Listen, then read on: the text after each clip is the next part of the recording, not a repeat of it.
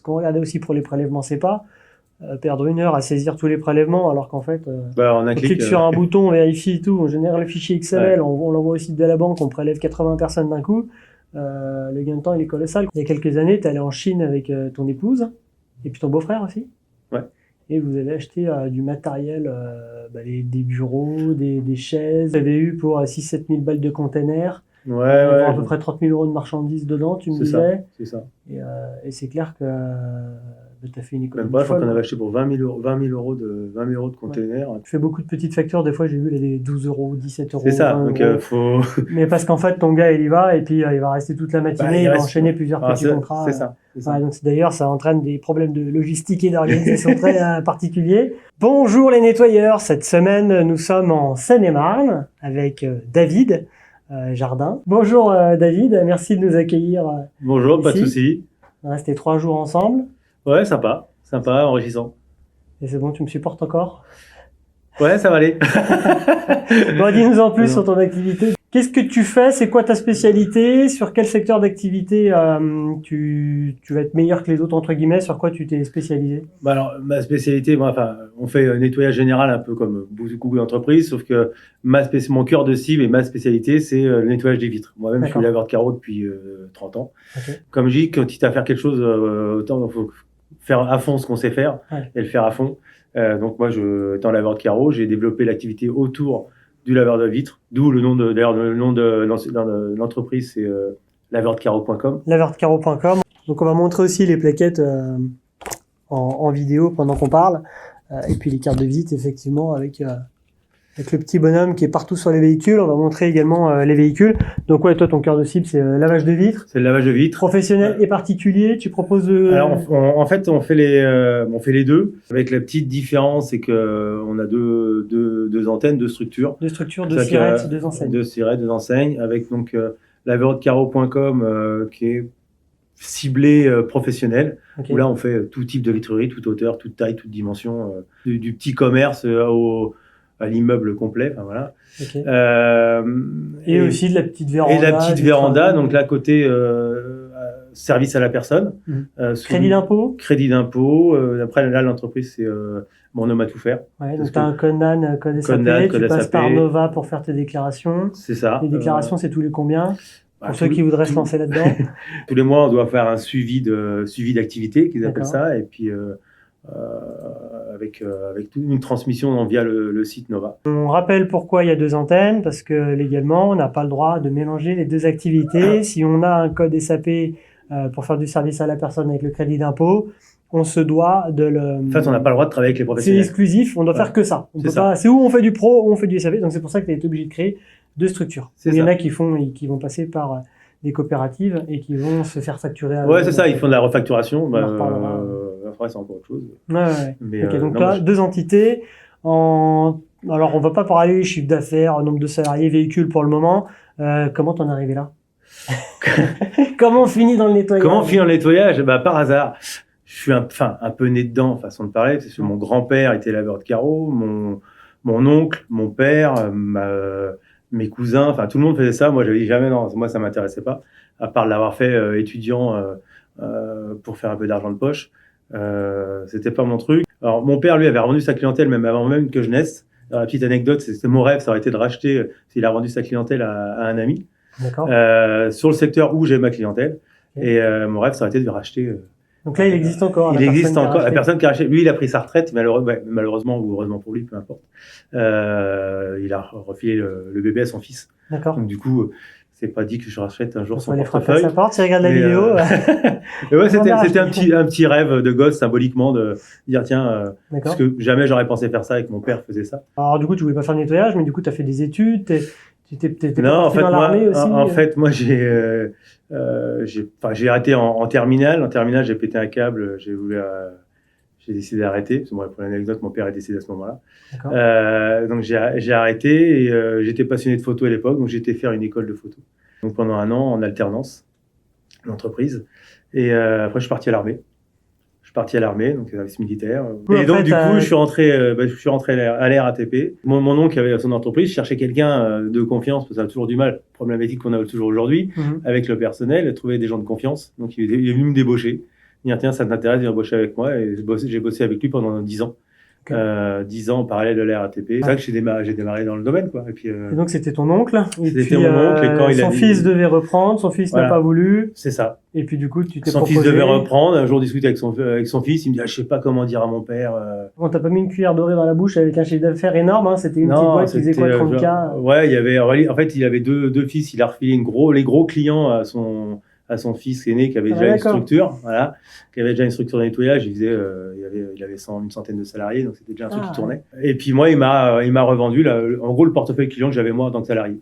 Donc il correspondait à 30K annuels, quoi. On va pas refaire tout le parcours complet, mais t'as racheté plusieurs petits fonds de commerce. Ouais, dès que j'avais dans le bouche à oreille, les gars que je croisais, moi je faisais beaucoup de visites de commerce, beaucoup de petits commerces. Soit les personnes qui faisaient appel à moi pour faire de la sous-traitance, soit des collègues que je croisais qui avaient décidé d'arrêter leur activité ou qui prenaient leur retraite ou autre. Quand tu as racheté les fonds de commerce, à peu près, c'est que tu les as achetés pour combien de chiffre d'affaires à peu près? Il y avait 30K, j'ai dû payer ça 10 000 euros, quoi. D'accord.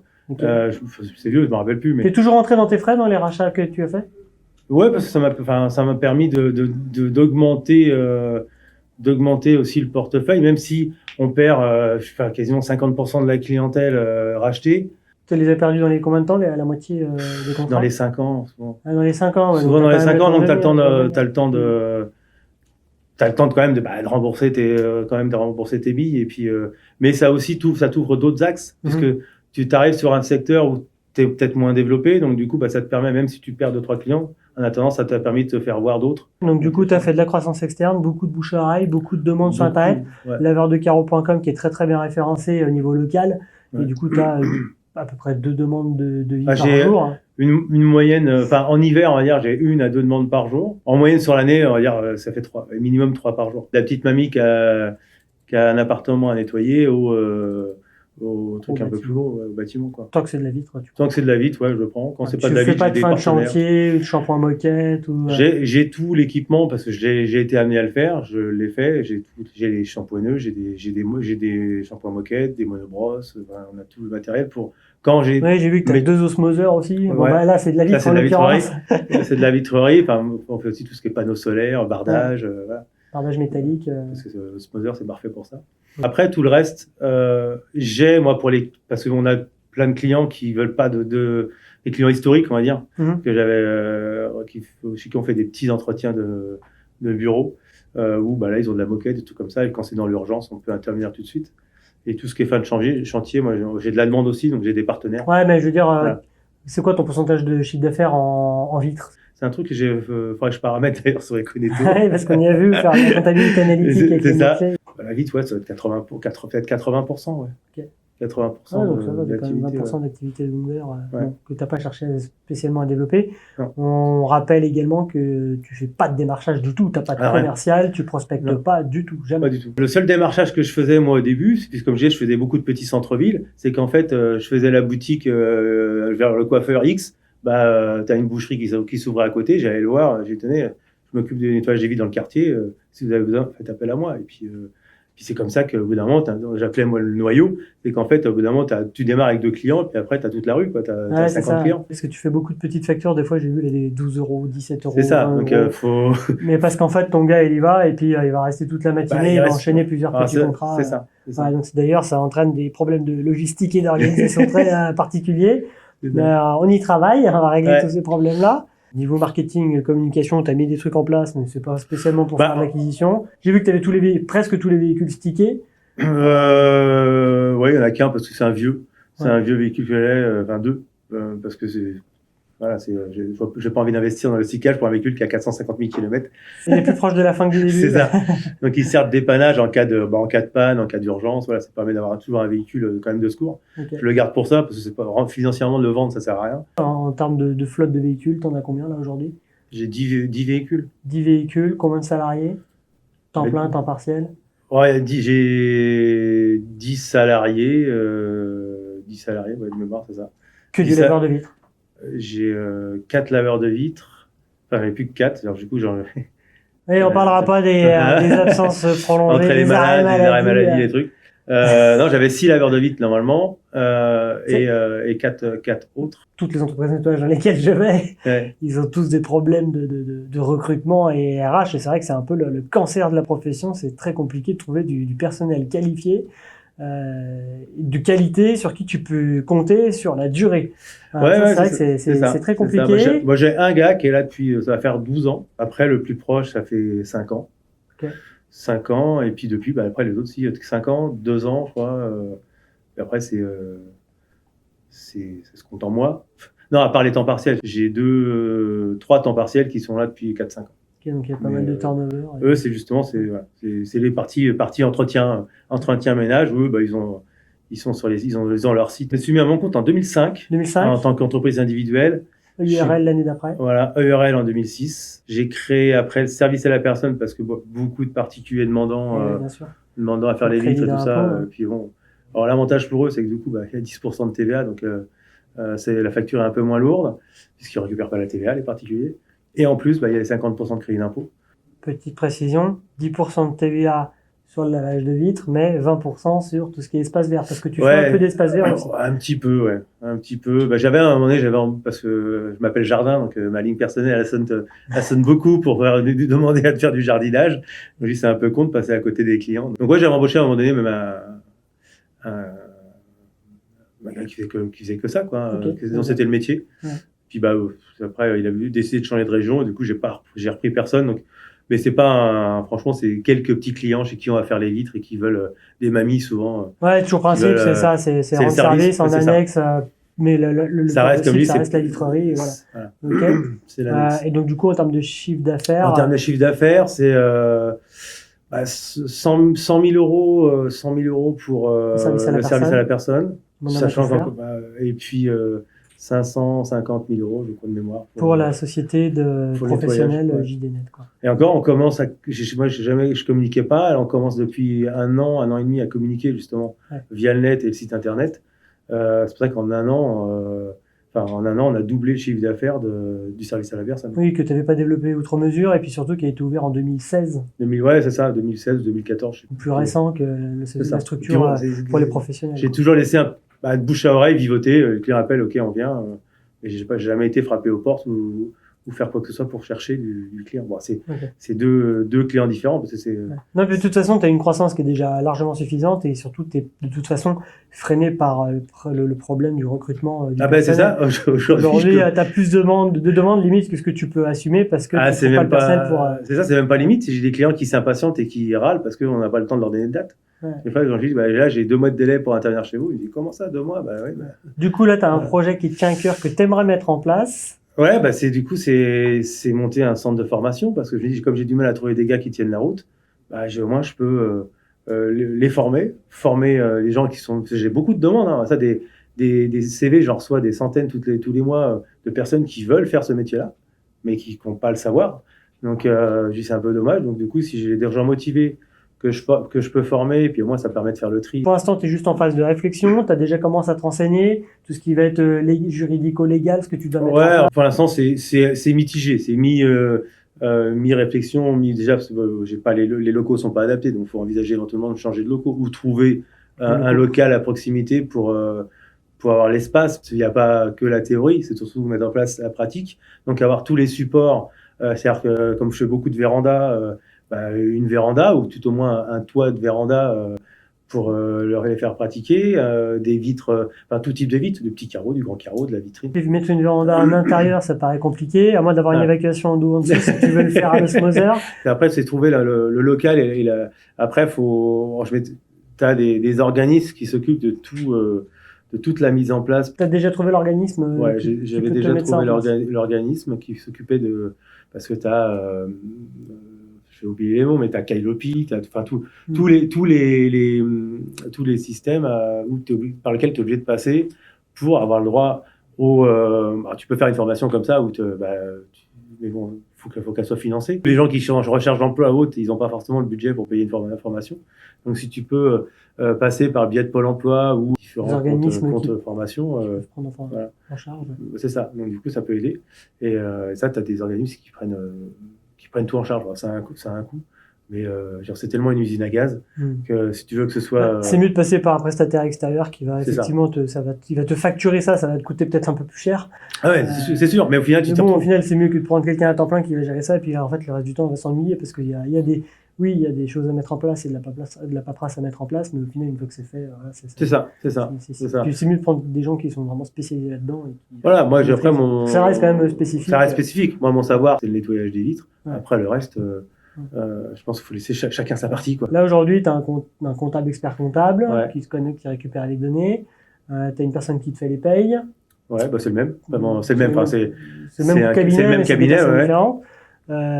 Tu as une secrétaire. Ouais, l'assistante qui va te gérer les agendas, principalement.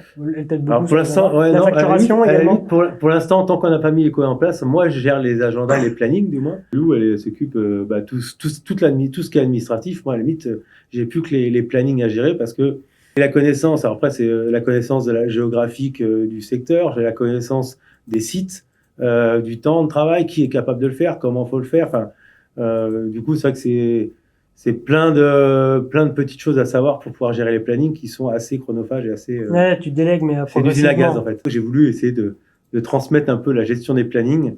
On a le cerveau qui se met à fumer. Surtout que tu as beaucoup de petits contrats et ça demande une... Ah bah c'est 200 interventions. Ouais, c'est 200 interventions par semaine, à peu près. Donc, c'est clair que... Minimum, enfin encore, j'ai longtemps que j'ai pas compté, mais ouais, c'est ça. Dingue. Ouais. Après, c'est vrai qu'il y a beaucoup de sociétés de nettoyage qui vont, comme on discutait, c'est qu'il y a beaucoup de sociétés qui vont prendre des contrats récurrents toujours à la même période et puis ça va être du hebdomadaire. Alors que toi, t'as beaucoup de contrats qui sont à la demande, c'est périodique, c'est même saisonnier. Ouais. Et puis, tu dépends de la météo aussi. Déjà, quand on fait du ménage de bureau, il pleut, il neige. Non, c'est sûr que... On fait le ménage, alors que la vitrerie, si tu veux laver les vitres le jour où il pleut, le client... Ouais, faut lui expliquer que c'est pas l'eau qui salit la pluie, que la pluie elle va glisser sur les carreaux quand la vitre sera propre. C'est une pluie de sable, mais sinon... voilà, c'est ça. Il y a quand même une petite logistique assez complexe. Là, même juste avant qu'on commence là, de lancer les caméras, tu as eu un problème chez un client là, qui du coup va pas être fait tout de suite. Ce qui était prévu, qui était planifié. Et puis bon, du coup, c'est les aléas. Bon, ça t'arrive... là, sur le 3e jour, c'est la première fois que tu as un problème. Mais donc, la plupart du temps, ça a l'air de bien se passer quand même. Ouais. Mais bon, c'est pas infaillible, quoi. C'est pas rien. Après, il y a de l'humain, puis il y a beaucoup d'humains. Il y a beaucoup d'humains. Comme ce matin, une boulangerie à faire. La boulangerie, il faut y être à 5h du mat. Selon les boulangeries, entre 5h30 et 6h, parce que c'est des portes automatiques. Faut être là avant que le client arrive. Puis, le gars, il se réveille pas, ou il y a des bouchons, ou n'importe quoi. Il arrive en retard. Il se fait renvoyer par la boulangerie. Et donc, il faut le reprogrammer ailleurs. Donc, après, ça fait partie du métier. Ça fait partie du métier. Ou le client à la dernière minute qui annule. Et puis là, vous avez un trou de 3 heures, parce que c'est un client de 3 heures. Et, je vous ai oublié. Genre une véranda, souvent une véranda, c'est entre 2 et 5 heures selon la taille de la véranda. Donc c'est gros dans le planning d'une journée. Tant mieux, parce que quand tu as plein de petits événements, c'est plus compliqué à... C'est ça, sauf que combien de fois ça arrive, le gars il se pointe, la cliente elle n'est pas là, t'appelles. Je vous ai oublié, je suis parti faire mes courses, ou je suis parti en week-end, ou... Là, t'es content. Super. Mais du coup, c'est pour ça que c'est bien le côté SMS ou autre, pour qu'on puisse faire un rappel de rendez-vous. Pour prévenir, nous vous confirmons la venue de notre... Le client, il faut nous appeler avant, mais j'imagine 200... Et encore ça, on l'a vu, la fonctionnalité. Voilà, mais c'est ça. Sur la prestation, tu coches ce client de être prévenu avant, et après, à chaque fois que tu crées un événement dans l'agenda, tu as un petit téléphone rouge. C'est ça. Et là, ça t'alerte, tu dis, tiens, on l'a pas prévenu, puis dès que tu l'as prévenu, tu cliques. Le but des technologies aussi, c'est d'essayer d'anticiper les absences, d'anticiper les problèmes, d'automatiser tout ce qui peut l'être, optimiser les temps de trajet, et puis de regrouper tout ensemble. Mais pour ça, c'est sûr qu'il faut donner à manger au logiciel, il faut tout lui donner. C'est ça. C'est sûr que si tu es à moitié sur papier, à moitié sur post-it, à moitié sur Excel, à moitié sur l'écran, c'est pas mauvais. Parce que ça marche. Mais le problème, c'est qu'en fait, on se rend compte qu'il y a des tâches, on va y passer 6 heures, 10 heures, alors qu'en fait, ça pourrait être fait en 30 minutes, en fait. Ouais, c'est ça. Non, mais ça va prendre du temps de tout saisir, de tout mettre en place, mais par contre, après, derrière, on va gagner un temps fou. Là, c'est ce qu'on regardait aussi pour les prélèvements CEPA. Perdre 1 heure à saisir tous les prélèvements, alors qu'en fait, on clique sur un bouton, on vérifie tout, on génère le fichier XML, on l'envoie aussi de la banque, on prélève 80 personnes d'un coup. Le gain de temps, il est colossal, quoi. Ou même les factures, là, aujourd'hui, c'est 2 jours. Toujours parce qu'elle duplique les factures du mois précédent pour le mois suivant ou de la dernière. Non, même pas. Elle fait tout Ouais, à la main, en fait, il fallait les valider, valider une par une à la main, mais on fait 250 factures par mois. Ouais, 2 jours. Donc, Et donc, du coup, là, maintenant, ça, une fois que toutes les prestations seront bien toutes planifiées, bien cochées, les mois cochés en vert comme il faut, facturation automatique, tout facturé et boum. C'est ça. Ça te sort toutes tes factures et tu vas tout de suite voir d'ailleurs s'il y a des prestations. Là, d'ailleurs, on l'a vu pendant la formation, une prestation qui avait été oubliée d'être facturée sur février, quoi. C'est ça. Sur le volume, à un moment donné, t'as les yeux qui partent à force. Alors que normalement, dans les Conneto, ça ne devrait pas arriver, ça, parce que si tu coches la prestation en contrat, tu coches le mois de février en vert, que tu interviennes ou que tu n'interviennes pas, en fin de mois, quand tu vas lancer la facturation automatique, ça va facturer. C'est juste qu'au moment où ça va faire la facture, ça veut dire, il y a un souci. C'est ça, mais comme on n'avait pas paramétré, nous, la facturation automatique. Voilà, mais maintenant, voilà, ça va être fait. Là, ça va être fait. C'est ça. Et ça, c'est bien. Ça fait combien de temps que tu les as, ces locaux? Voilà, ça va faire 2 ans qu'on est là. Ça a fait 2 ans au mois de mars, au 1er mars. Suffisant? Non, il manque, comme j'ai, entrepôt, stockage, ouais. Il manque entrepôt, stockage, et puis du coup, si j'avais un entrepôt, stockage, j'aurais peut-être l'espace de faire mon centre de formation. Là, on a 150 mètres carrés, mais je partage une partie avec mon beau-frère qui est une activité autre. En termes de marketing, donc du coup, tu as fait les plaquettes, les dépliants, les cartes de visite. Tu as fait le site internet laveursdecaro.com. Après, tu as Mon Homme à tout faire avec Econetto, puis JDNet aussi avec Econetto en plus. Donc, du coup, tu as 2 sites web, mais tu t'abandonnes pas le premier parce qu'il marche très bien. Et même moi, je t'ai dit, le coupe pas parce que ça marche très bien. On coupe pas un truc qui marche bien. À l'entrée sur la télé, tu as toutes les publications qu'on a pu mettre occasionnellement. Avant, je faisais de la communication sur Facebook, puis pour agrémenter aussi le blog du site internet. Ouais. Mais j'ai fait faire une vidéo il y a quelques années. Ouais, petite vidéo qui est dans l'entrée, là, sur un écran, tous les matins, vous allez mettre la télé pour mettre la vidéo. Et on va la faire passer pendant qu'on parle. En termes de produits, il n'y a pas grand-chose à en dire, parce que ça va être des produits pas grand-chose à en dire. Standard. Hein. Standard. Si tu me disais, il y en a qui utilisent du lave-glace pour pas que ça gèle. Ouais, après coup, c'est l'hiver quand il fait moins. Non, j'aime pas, ça pue. Ouais, et puis les clients, ça les aime pas non plus. Non, moi, ce que je trouve après, c'est peut-être un truc. Produit vaisselle, et puis voilà. C'est du bricolage, façon de parler, mais je vais trouver mieux que le lave-glace auto moins 15 quand il gèle dehors. Parce que quand tu es en plein courant d'air qui fait moins, je sais pas combien, et que tu dois faire les vitres. Alors, quand tu connais pas. Première surprise, tu te retrouves avec une patinoire sur la vitrine. Même quand tu connais, tu arrives à te faire surprendre. Moi, je me rappelle, je faisais du nettoyage d'une agence immobilière à Annecy, en centre-ville. Et puis, donc mon père, il passe sur le côté, donc c'était une vitrine en angle, comme ça. Donc il passe sur le côté, il lave le carreau. Puis au moment où je lave le carreau aussi, puis on se rejoint à l'angle, on éclate de rire tous les deux, parce qu'en fait, on avait. Ah ouais. Ça avait tout gelé sur le carreau, puis après, pour y enlever. Voilà. J'avais toujours une bombe de dégivrage, un produit de dégivrage dans la voiture, parce que. Ouais, au cas où ça arrive. Du coup, moi, tu vas partir avec le chef de chez le client. Bon, je reviens quand il y aura le soleil. En termes de technique particulière, tu n'as rien à. Ou alors c'est que tu as un savoir-faire, mais tu ne veux pas nous le donner, je suis sûr. Non, à part. Il n'y a pas de produit spécifique. Il n'y a pas de produit spécifique, à part l'H2O, l'osmoseur. Pour le tarte, le rub-out. Non, le rub-out, tu as dit que tu ne l'utilisais pas. Tu utilises quoi? Ouais, je ne connaissais pas.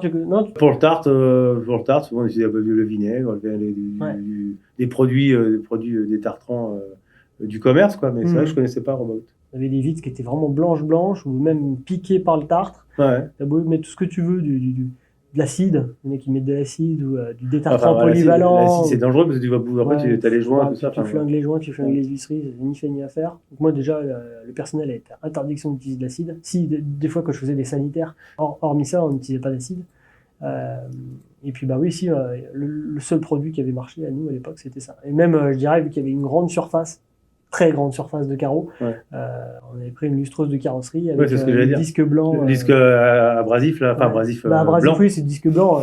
J'utilise ils sont faits pour pareiller. C'est ça. Parce que les gars, ils ont tous ça, pareil. Quand tu as des trucs sur les vitres ou autres, tu frottes le carreau avec ça. J'avais même fait des coques de bateau, je pourrais peut-être mettre des photos aussi, mais des coques de bateau qui étaient recouvertes de suie, parce que c'était dans un entrepôt qui avait pris feu et ça avait été recouvert de suie.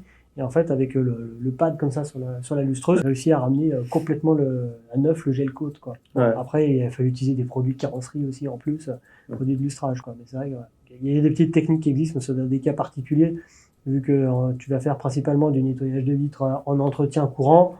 Ouais, c'est ça. T'as pas ce type de besoin. Il y a de la demande. Il y a des clients, des fois, qui qui nous demandent parce qu'ils ont laissé leurs vitres trop longtemps exposées, comme un client qui avait toujours un arroseur automatique devant ses vitres. Même si je venais tous les mois faire ses vitres, c'est mort, on n'a jamais réussi à le revoir. Ouais. Parce que la région très calcaire. Tu essaieras le Robaout quand même. Ouais, j'essaierai le Robaout, ouais. Peut-être que tu arriveras à les rendre, tu me diras. On mettra en commentaire dans la vidéo si jamais tu retournes. C'est la petite problématique qu'on rencontre souvent, c'est les rebords de fenêtres en béton. Le client qui a laissé ça pendant quelques temps, au bout d'un moment, il me dit mais vos vitres, les vitres, elles sont encore sales là. J'ai dit, on n'a pas trouvé la solution pour l'enlever. Ouais, parce qu'en fait, c'est la pluie qui goûte, et puis dedans, tu as de la chaux et tout qui finit sur le carreau et qui bouffe un peu le carreau. Ouais. On arrive parfois à réduire ou à le retirer. Mais le pire, c'est quand il y a des films solaires, alors là, c'est foutu. Parce que ça bouffe le film, il n'y a plus qu'à changer ça. Et puis maintenant, en plus, tu as les vitres chauffantes et tout. On ne peut pas gratter comme on veut. Ouais, non. Donc, là, c'est encore un autre problème. Il y a des erreurs que tu as faites. On fait tous des erreurs, c'est ce qui fait l'expérience. Ouais. C'est ce qui fait l'expérience, c'est ce qui te permet d'avancer. Bien sûr. Mais une erreur en particulier, je sais qu'à un moment, tu m'as dit, j'ai racheté un fonds de commerce. Et puis en fait, j'ai perdu un des plus gros contrats du fonds que tu avais acheté. Bon, après, tu l'as gardé un petit moment quand même. Ouais, c'est un fonds de commerce que j'ai racheté en 2018 et je l'ai perdu là parce qu'ils ont tout restructuré. Donc ça va, tu l'as quand même gardé 4 ans. Ils ont tout restructuré, ils ont essayé de prendre une entreprise nationale qui ferait, parce que c'est un gros groupe, donc ils avaient essayé c'est une grosse entreprise nationale et qui voulait plus sectoriser, mais que ce soit qu'une seule entreprise qui fasse tout leur site, quoi. Ok. Donc, du coup, comme moi, je suis pas à l'échelle, on va dire. Ils ont pris quelqu'un d'autre. Pas vraiment une erreur. C'est pas une erreur. Après, non, comme je disais tout à l'heure, les reprises de portefeuille, l'erreur, c'est peut-être pas en avoir repris assez. Ah oui, voilà, c'est la question que j'allais te poser. En gros, si tu as d'autres opportunités là de racheter des fonds de commerce, tu y vas direct. J'ai même un laveur de carreau il y a pas longtemps qui décide d'arrêter. C'est 3 fois rien, hein, mais voilà, dès l'instant qu'il y a un mec qui me dit je vais prendre ma retraite, je dis viens, ça m'intéresse. On en discute. Il y en a qui veulent pas. Hein. Il y en a même mais non, c'est bon, les clients vont se démerder. Il a jamais voulu que je lui rachète ou quoi que ce soit. C'était dommage. C'est vrai dommage pour lui, surtout. Ouais, non, mais ça se vend pas. Et puis bon, j'ai pas envie de payer d'impôts. Qui me dit, donne-moi au moins la liste si tu veux pas. Je vais pas les planter tes clients. Oui, donne-moi, c'est pas grave. C'est pas grave si tu veux pas que je te le paye, mais bon. Et si c'était à refaire, si c'était à refaire, je ferais quasiment exactement la même chose, sauf que ce que j'ai décidé de faire depuis 2 ans, c'est-à-dire qu'en fin de compte, arrêter de produire et de mettre la tête dans le guidon. C'est-à-dire pendant 16 ans, on va dire, quasiment, j'étais tête dans le guidon à produire, moi, à faire les carreaux sur le terrain, plus que les gars, 12 heures par jour minimum. Tu regrettes ça, du coup, aujourd'hui? Ça, je regrette pas, parce que j'ai toujours aimé faire ça. Mais si c'était à faire, je ferais pas pareil. Je serais peut-être moins sur le terrain et plus au développement. Parce que c'était une façon de penser aussi pendant des années. Alors, je voulais surtout pas de salariés ou moins possible. Donc, pendant très longtemps. T'avais peut-être pas tort. J'avais peut-être pas tort. Mais non, mais c'est vrai que pendant au moins 10 ans, j'avais 2 salariés, quoi. Je suis monté à 14, donc là, on a un peu régressé avec le Covid et tout ça. On a sécurisé, on va dire. Et puis voilà, après ça va repartir, il faut retrouver des gens. Ce qui est dommage, c'est ça, c'est que nous, on a une demande, on est obligé de freiner à la demande, on ne communique pas pour pas avoir de demande quelque part, parce qu'on n'arrive pas à l'assumer, donc c'est malheureux. C'est fou. Hein. Parce que, quelque part, malheureusement, si les clients t'appellent et que tu peux pas assumer, bah ça te fait une mauvaise pub, quoi. Moi, j'ai des clients qui m'appellent, vous voulez plus travailler avec nous, mais sinon, je suis désolé, on a un peu de retard. Une des plus grosses problématiques que tu as, c'est ça, quoi. C'est ça, c'est le seul truc. Après, Après, ouais, effectivement, peut-être que sachant ça, peut-être que je me pencherais sur la formation. Si on devait refaire les choses, je le ferais il y a quelques années. Ouais. C'est comme ça, j'aurais peut-être déjà un portefeuille, on va dire, de laveur de carreaux constant. Il y a quelques années, tu es allé en Chine avec ton épouse et puis ton beau-frère aussi. Ouais. Et vous avez acheté du matériel, des bureaux, des chaises. Ouais. Bon, ça, après, c'était un peu un pareil fou, un truc un peu fou. Ça n'a rien à voir avec l'activité. Mm-hmm. Quand même, parce qu'aujourd'hui, les chaises, c'est toujours les mêmes. C'est celle-là, non? Ouais. Donc, c'est des chaises que tu me disais, tu avais payé combien au lieu de. Je sais plus, j'ai payé ça 30 € à l'époque. Tout ce qui est professionnel, de toute façon, un bureau, ça vaut, je sais pas, peut-être, je sais plus idée, mais 1000 balles peut-être. Tu payes ça 100 balles. Du coup, tu avais eu pour 6-7 000 balles de container. Ouais. À peu près 30 000 € de marchandises dedans, tu me disais. C'est ça. Et c'est clair que tu as fait une économie. Même pas, je crois qu'on avait acheté pour 20 000 € de container, un container 60 mètres cubes. Okay. Enfin, 20 € de marchandises, je veux dire. Valeur française, combien? Valeur Si tu avais dû française, acheter tout ça en France? 200 000 euros. Facile. Ok. Il y a une partie que tu as revendue ou Non. Non, c'était. Non, en fait, on avait acheté, aménager, construire. On a pris le carrelage. Enfin, vraiment, on a fait venir tout le mobilier, le carrelage, les portes. Et du coup, Pour le local, mon ancien local, en fait. D'accord. On avait 200 mètres carrés à aménager. En termes de temps de délai, le temps entre le moment où tu as passé les commandes et tout, ça a été affrété, puis le moment où c'est arrivé en France, il s'est passé combien de temps? Ouais, Tu as dit qu'il y avait eu un blocage. Il s'est passé un an parce qu'on a eu quelques imprévus, on va dire, familiaux, personnels. Enfin, Ok. donc c'est complètement indépendant. Donc on a tout laissé en dépôt chez le transitaire Ok. en attendant de débloquer la situation. Mais ça, c'était Ok. autrement, c'est assez Alors, rapide. attention, hein, je ne suis pas en train de dire aux adhérents, si vous avez des trucs à acheter ou des locaux à équiper, allez Non. en Chine, achetez-en pour 30 000 euros, Non, parce qu'en envoyez-le plus, aux enfants. en plus, faut. Parce que c'est très spécifique, c'est une autre culture, il faut connaître le secteur. Le mieux, c'est d'être accompagné par quelqu'un qui l'a déjà fait ou qui connaît déjà le secteur, qui est sur place. C'est ça. Chose que tu as fait. Chose que j'ai fait. Il faut être quelqu'un qui est déjà dans l'import-export, qui connaît le secteur. Tu avais une interprète sur place. J'avais pris une interprète, on avait pris un chauffeur, on avait pris. Voilà, c'est quand même comment dire, tout un système à mettre en place pour. Bon, on part pas à l'aventure comme ça. Enfin, voilà, ouais. Prenez pas votre billet tout de suite. Je vais pas aller. Surtout que là-bas, c'est pas je vais à Ikea acheter mon truc, c'est non, je vais à la ville Intel et puis là vous avez des kilomètres carrés de magasins qui font que du meuble. Après vous voulez de la technologie, bah, c'est la ville Intel. Vous faites 1 heure de route, voire plus, et vous avez des usines à perte de vue. Enfin, c'est affolant, quoi. Bon, on aime bien les paris. Enfin, les paris un peu fous. C'est comme l'histoire de mon chalet que j'ai construit. Pour m'occuper le week-end. Quand on est entrepreneur, on a beaucoup de temps libre, donc. Pas pour toi. Non, mais c'est pour ça. J'avais toujours rigolé. Toujours dit que j'étais taré. Tous les week-ends, je partais à 6 heures du mat. Je me suis construit un chalet. Oui, alors, c'est quelque chose qui arrive de façon récurrente. Le nettoyage, on va avoir la possibilité, en tant qu'entrepreneur, de déléguer maximum, d'automatiser, de mettre en place du personnel, etc. Et bon, ça va on aura toujours des plannings quand même bien chargés, mais on va pouvoir aussi quand même aménager plus facilement son temps. Je veux dire, quand on est salarié, c'est 8h, midi, 14h, 17h. Ouais. Quand tu es à ton compte, bon, bah, si tu vas bosser le soir et puis tu vas pouvoir aménager tes heures comme tu veux. Donc si tu as envie de faire le matin ton entreprise, aller sur les chantiers et puis l'après-midi aller dans ta maison, tu vas pouvoir le faire. Donc c'est vrai que l'entrepreneuriat permet de moduler son agenda plus facilement. Je dirais pas qu'on fait moins d'heures, bien au contraire. On se tape rapidement des semaines de 90 heures. Moi à cette époque-là, je faisais les carreaux tous les jours. Donc les carreaux c'est aux heures où les jours sont là. Donc, et je faisais ça le week-end. Puis après, peut-être que tu transmettras ça à un de tes enfants ou il n'y a personne qui veut reprendre derrière? Je sais pas, j'ai mon fils, moi justement. Enfin, j'ai trois fils et j'ai le dernier qui un jour m'a dit ce serait bien, peut-être que je reprendrai ton entreprise un jour, ça me plairait bien. Il va entrer en BTS. Donc je dis écoute, quitte à faire une alternance, il la fera ailleurs, parce que chez moi j'aurais rien à t'apprendre. Tu préfères qu'il aille prendre l'expérience dans d'autres structures qui ont des méthodologies de travail différentes? C'est ça, méthodologies de travail différentes, des structures beaucoup plus importantes pour voir. Lui c'est un gamin qui allait dans l'ombre, on va dire, donc il a beaucoup d'ambition. Et ici, l'idée c'est qu'il apprenne la bonne méthodologie pour arriver à ce qu'il a envie. Après, moi, ce que je peux avoir eu à apprendre, il l'a vécu au quotidien. Il a 17 ans, ça fait 17 ans que je suis à mon compte, donc il est même venu sur les chantiers avec moi. J'avais des photos, c'est marrant, il est en train de faire les carreaux, il a 7-8 ans, jusqu'à 10 ans, il venait avec moi, les clients, il avait le droit à son pourboire. D'un point de vue familial, comment tu as réussi à concilier la vie pro et la vie perso, et est-ce que tu dirais que maintenant t'as fait des choix de vie différents par rapport à avant? Est-ce qu'il y a des trucs que tu regrettes? Je dirais, si j'avais pas eu la famille, j'aurais jamais été pro. Même si c'est mon rêve de gosse, depuis gamin, j'ai toujours voulu être pro.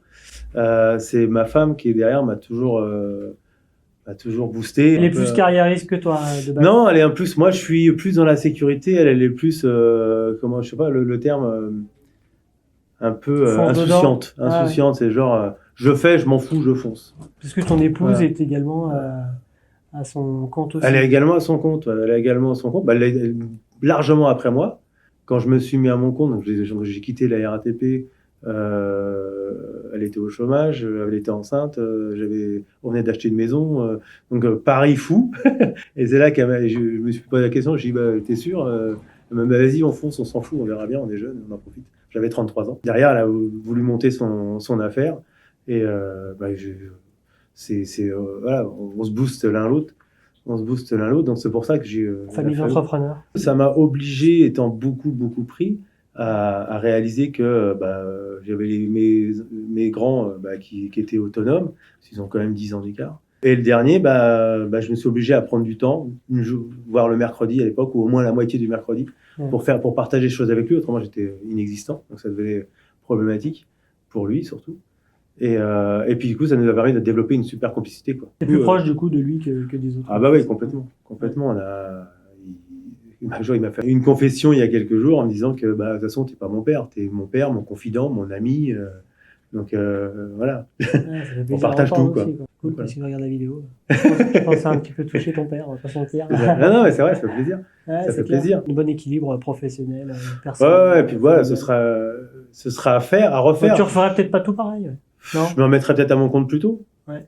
Voilà. Je provoquerais peut-être parce que depuis l'âge de 14 ans, c'était mon objectif. En avançant, on a le savoir. Enfin, au départ, on connaît. C'est le savoir qui a le pouvoir quelque part. Donc, plus on a de savoir, plus on sait faire les choses. Et donc, du coup, si on faisait marche arrière, on se dit tiens, j'ai fait cette erreur-là. Oui, si demain tu devais arrêter la boîte, en ouvrir une autre, ça serait tellement un jeu d'enfant parce que direct tu sais où il faut taper, quoi. Tu sais déjà les priorités, ce qu'il faut mettre en place. Alors qu'au début, tu vas te concentrer sur des trucs qui servent à rien. Il y en a, ils passent 3 jours à faire des cartes de visite et des plaquettes et des machins. Va frapper aux portes. Franchement, on va faire du réseau déjà. Oui, après c'est sûr que le marketing, ça va beaucoup aider, mais moi, combien j'en ai qui m'appellent et site internet, ils ont pas compris, quoi. Le site internet, oui, ça peut apporter des clients, mais surtout la priorité, c'est bouche-oreille, d'avoir un fonds de commerce. C'est ça la base, en fait. Ouais, puis ils s'orientent trop sur des choses qui sont pas vraiment productives, en fait. Des fois, c'est selon les activités ou il y a des choses qui sont plus productives que d'autres. C'est bien de tout mettre en place, mais ça sert à rien de trop remplacer, de prendre trop de temps sur chaque. Voilà. Après, il faudra, avec le temps, sur la durée, je veux dire, t'as pas acheté tous les véhicules et fait sticker dès le démarrage, quoi. Non. Voilà. C'est au fur et à mesure, déjà que le cash y rentre, déjà. C'est ça. C'est comme ça que ça se passe. Le véhicule, c'est un investissement, parce qu'au départ, on se dit merde, ça coûte cher. Mais c'est rentabilisé parce que moi, j'ai au minimum un appel par mois, quelqu'un qui a pris ma voiture en photo, ou un gars, parce que j'ai un gars qui est en train de faire les carreaux, il n'ose pas venir lui parler, mais il va les coordonner sur la bagnole, ou alors souvent on fait au feu rouge ou sur la route, comme elles sont parlantes avec le laveur de carreaux sur les gens, ça tombe bien, ça fait des années que je recherche quelqu'un, beaucoup de particuliers en général, quand même, je recherche quelqu'un pour nettoyer ma véranda, j'ai pris votre voiture en photo sur l'autoroute, donc voilà. Déjà, c'est de la pub. Gratuite entre guillemets, quoi. C'est un panneau publicitaire ambulant. Bon, en tout cas, c'était très enrichissant de venir ici pendant 3 jours sur un grand écran à regarder toutes les technos Econetto. On a regardé pas mal de choses, les options sur les devis, la mise en place des prélèvements CEPA, l'automatisation des plannings, la planification à la demande des interventions, où on sait quand est-ce qu'on va intervenir, quel mois, mais on ne sait pas encore quel jour. Donc c'est vrai qu'on a balayé pas mal de choses. Il reste encore 2-3 trucs qu'on n'a pas forcément traités. Et puis chaque sujet mériterait un approfondissement dans le détail. Mais bon, déjà, il faut déjà commencer par régler ce qui est à régler et puis voir après dans un deuxième temps. Donc, mais sinon, c'est vrai que c'était intéressant. C'est une belle boutique, c'est un beau projet de vie. On ne peut pas appeler ça autrement, de toute façon, parce que ça fait déjà un petit moment maintenant. Et du coup, j'espère que tu nous tiendras au courant pour la suite de ton aventure. Pour ceux qui nous suivent, abonnez-vous à la chaîne YouTube, laissez un like pour nous aider, pour avoir plus de vues. Et puis pour être au courant les prochaines vidéos qui seront publiées sur la chaîne. Je te dis merci David et puis je te dis à bientôt. À bientôt. Merci. Au revoir les nettoyeurs.